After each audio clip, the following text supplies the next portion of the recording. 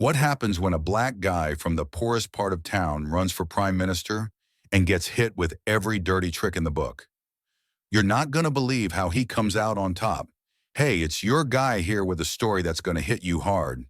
We're talking about a black man who grew up with nothing but dreamed so big he aimed for prime minister. His enemies tried to break him with lies and schemes, but he had something they didn't: the people. This is all about hope, fighting back, and showing the world what real power looks like. Let's get into it. It's a sticky summer day in 2010, and Kingston is buzzing with life. The city's streets are packed, vendors shouting about their fresh mangoes and oranges, their voices competing with the blare of car horns as traffic crawls through narrow roads. Kids are running wild, kicking a beat-up soccer ball between rusty old cars parked crookedly along the sidewalks, their laughter cutting through the noise. The air's thick with the smoky smell of grilled meat from roadside stalls, mixing with the salty ocean breeze that drifts in from a few miles away. The sun beats down hard, reflecting off cracked pavement and making the whole place feel like it's simmering, alive with energy but heavy with struggle. In the poorest part of this chaos, a neighborhood called Rivertown, life is a constant fight. The buildings here look like they're barely holding on, walls covered in cracks like spider webs, paint peeling off in long strips, windows either busted out or boarded up with cardboard and duct tape. Potholes dot the streets, some so deep you could lose a tire in them, and the air carries a gritty mix of exhaust fumes and something sour, like the smell of trash left out too long. Rivertown isn't just poor, it's the kind of place the city forgot, where streetlights haven't worked in years, and the only light at night comes from the faint glow of a neighbor's porch bulb or the headlights of a car speeding through. But there's a heartbeat here. People look out for each other, sharing a pot of soup when there's barely enough for one family, sitting on stoops late at night, swapping stories, holding tight to dreams of something better, even when it feels impossible. In a tiny apartment on the edge of Rivertown, 10-year-old Jamal Thompson is hunched over a wobbly kitchen table, a library book spread out in front of him. The apartment's so small it feels like it's closing in. One room with a thin mattress shoved in the corner, a stove that sparks more than it cooks, and a single light bulb dangling from a frayed wire in the ceiling. The walls are so thin you can hear everything: the neighbors arguing about rent money, a baby crying 2 doors down, the thump of music from someone's radio. Jamal's mom, Ms. Thompson, is at the stove, stirring a pot of rice and beans with a wooden spoon she's had since Jamal was a baby. Her hands are rough, cracked from scrubbing floors and washing dishes at 2 jobs just to keep them fed. She's all Jamal has. His dad walked out when he was a baby, leaving her to be everything for him. She's tired, her face lined with worry, but when she looks at Jamal, her eyes soften, like he's the only thing keeping her going. Jamal's different from the other kids in Rivertown. While they're outside, dodging cars and playing tag in the streets, he's inside, lost in books about leaders and heroes, presidents, activists, people who change the world. He borrows these books from the library, their pages worn and yellowed, and he keeps a notebook under his pillow where he writes down his dreams. He wants to be a lawyer, maybe a doctor, or even prime minister one day. His mom's voice is always in his head. Jamal, you can be anything. Don't let this place hold you back. He believes her, holds on to her words like a lifeline. He looks around at Rivertown, the guys getting jumped for a few bucks, the cops who hassle anyone who looks at them wrong, the families who go to bed hungry, and he burns to fix it. He wants Rivertown to have hope again, wants the whole country to stop treating people like him as invisible. Fast forward 20 years, and it's 2030. Jamal's 30 now, tall and lean, with a shaved head and eyes that can read a room in seconds. He's wearing a simple white shirt, sleeves rolled up, pants creased but nothing fancy. He's not about showing off. He's not a lawyer or a doctor like he once dreamed, but he's something else.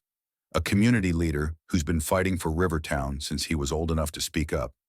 He started programs for kids, teaching them to read and giving them a safe place to go after school, marched against landlords who let buildings rot, and pushed a local clinic to offer free checkups for families who can't afford a doctor. People in Rivertown know him. They wave when he walks by, call him the people's champ, trust him with their problems over a cup of coffee at the corner store. But Jamal's not satisfied.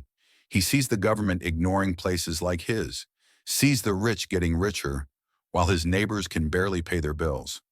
He's done waiting for someone else to step up and fix things. One evening, he's sitting in a small community center he helped build, a brick building with a mural of kids playing painted on the side. The air smells like fresh paint and the fried plantains someone brought for the meeting. The room's packed with his closest friends, people who've known him since he was a kid, who've seen him at his lowest and still stuck by him. There's Marcus, his best friend since they were 6, a mechanic with a quick laugh and hands always stained with grease.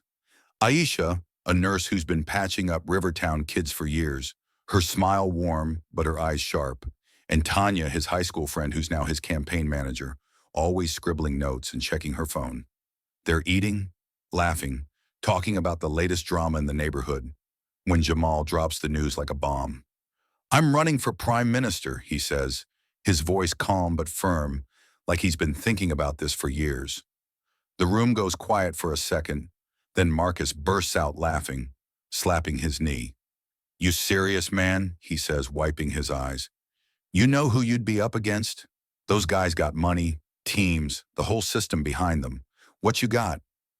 Jamal looks around at his friends, his family, the people who've always had his back. "I got you," he says, his voice steady. "I got the people. That's more than they'll ever have." The laughter fades, and they see he means it. Tanya leans forward, her pen already moving. "All right," she says, "let's make a plan." But running for prime minister isn't a game. Jamal's up against some heavy hitters. Mr. Kensington, a white businessman with a fake smile and a reputation for shady deals. Ms. Alvarez, a tough prosecutor who'd lock up half the city if she could. And Mr. Patel, a tech guy with so much money he could buy the election if he wanted to. They've got everything: cash, teams, media outlets ready to do their bidding. Jamal's got his crew, his mom, and a fire in his chest that won't go out, no matter how hard they try to put it out. The campaign starts fast and gets messy quick. His opponents don't play nice. They start spreading lies about him before he even gets going. They call him too young, too inexperienced, a troublemaker from the slums who doesn't know how to lead. Stories pop up out of nowhere. He's got a secret criminal record. He's planning to ruin the country. He's dangerous. Newspapers run headlines like Jamal Thompson, too risky for prime minister, and Rivertown rebel can't be trusted. One TV channel airs a nasty piece called The Angry Black Candidate, showing clips of him at a protest, his fists clenched, making him look like he's ready to start a riot. It's a low blow and it stings, but Jamal's been through worse.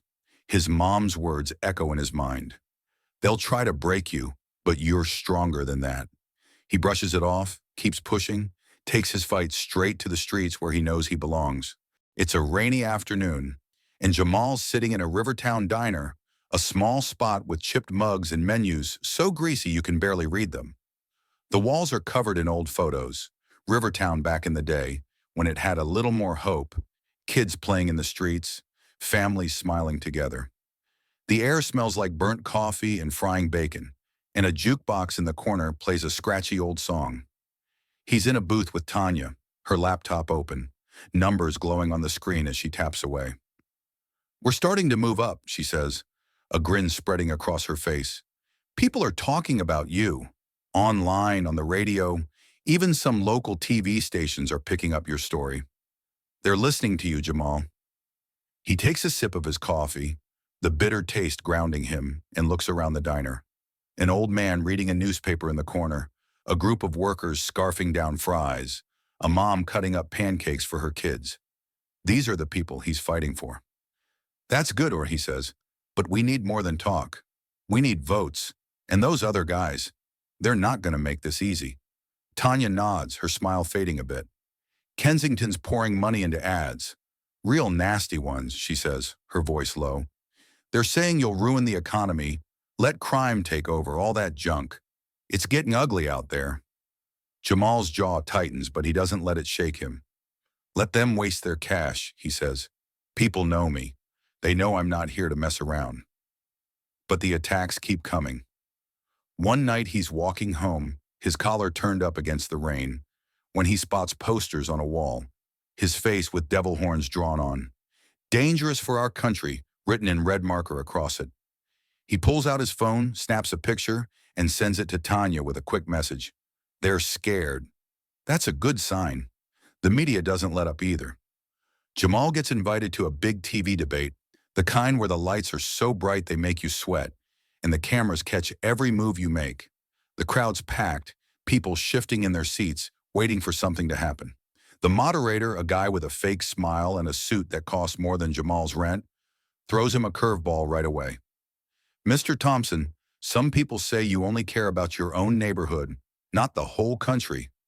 How do you respond to that? He asks, his tone sharp.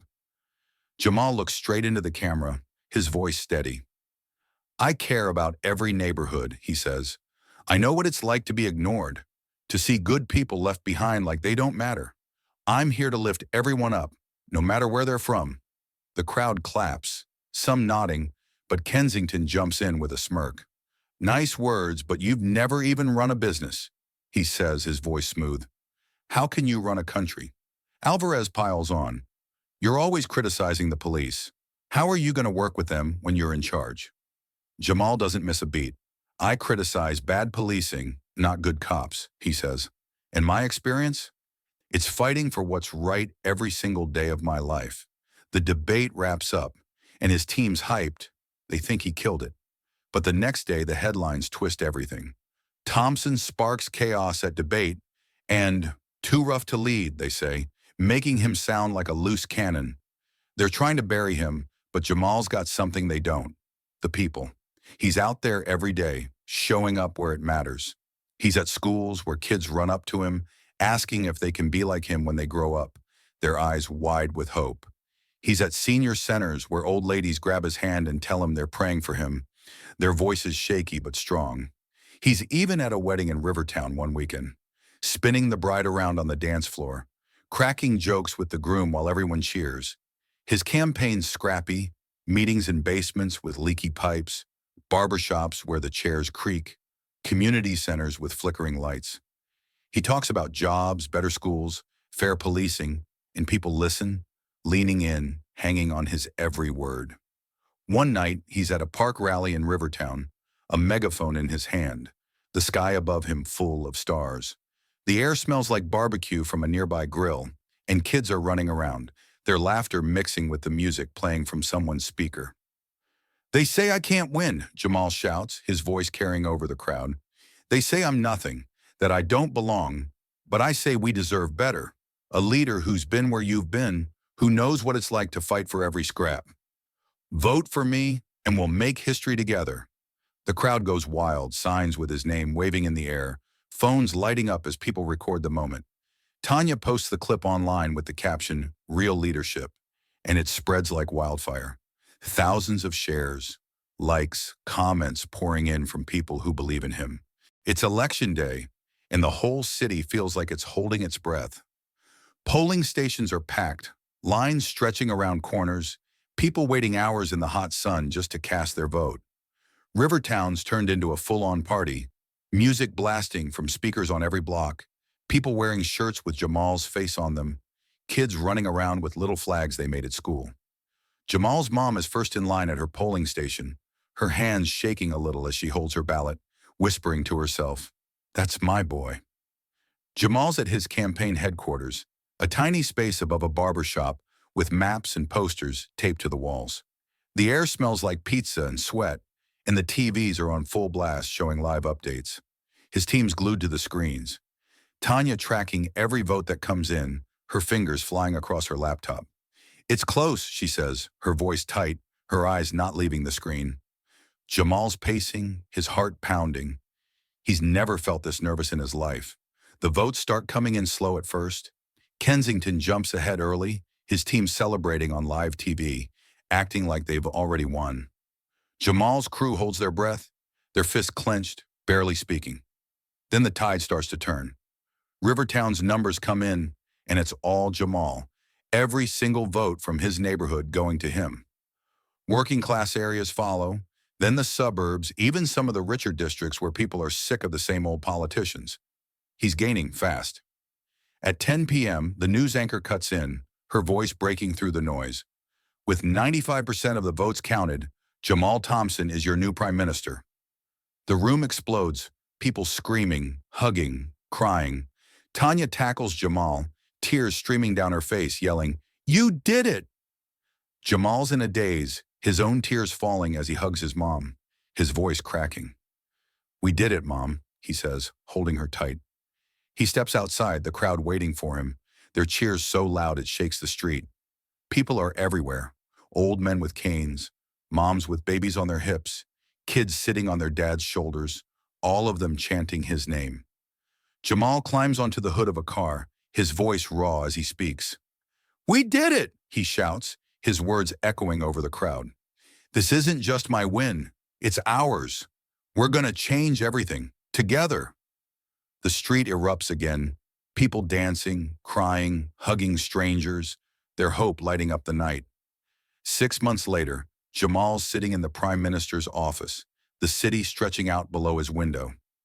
He's in a suit now, a simple one, his desk covered in plans and papers. He's already making moves, starting a jobs program that sends money straight to Rivertown, no middleman taking a cut. He's at a new community center he helped fund, watching kids learn to code on shiny new computers, their eyes bright with possibilities. He's at a factory reopening, workers shaking his hand, thanking him for the paychecks that let them feed their families. He's even got the police chief sitting down with him, talking about body cameras, better training, ways to build trust with the community. Crime's starting to drop, and people are starting to believe in the system again. Just a little. The media's done a full 180. Headlines now read Thompson's big moves and a new era for the country. Kensington's out of the game, exposed for paying for those smear campaigns, his reputation in the gutter. Alvarez and Patel faded away, their campaigns crumbling without the people's support. Jamal's mom is living in a small house now, one with a garden she always dreamed of, a framed picture of Jamal's election night on her wall. "I always knew you'd do it," she says, her smile soft, her hands dirty from planting flowers. Jamal goes back to Rivertown one day, walking the streets he grew up on. The potholes are filled now, some of the buildings have fresh paint, and there's a new playground where kids are laughing, their voices carrying over the sound of a basketball game nearby. An old man stops him, shaking his hand. "You did good, son," he says, his voice rough but warm. Jamal smiles. "We did it together," he says, "and we're just getting started." This isn't just a story about one guy winning an election. It's about hope, about fighting for the people who've been forgotten, about showing the world that real power comes from the streets, from the people who believe in you. Jamal Thompson didn't just become prime minister. He became proof that you can rise from nothing, that you can fight for what's right and win, as long as you've got the people behind you. If this story got you hyped, hit that subscribe button for more like it.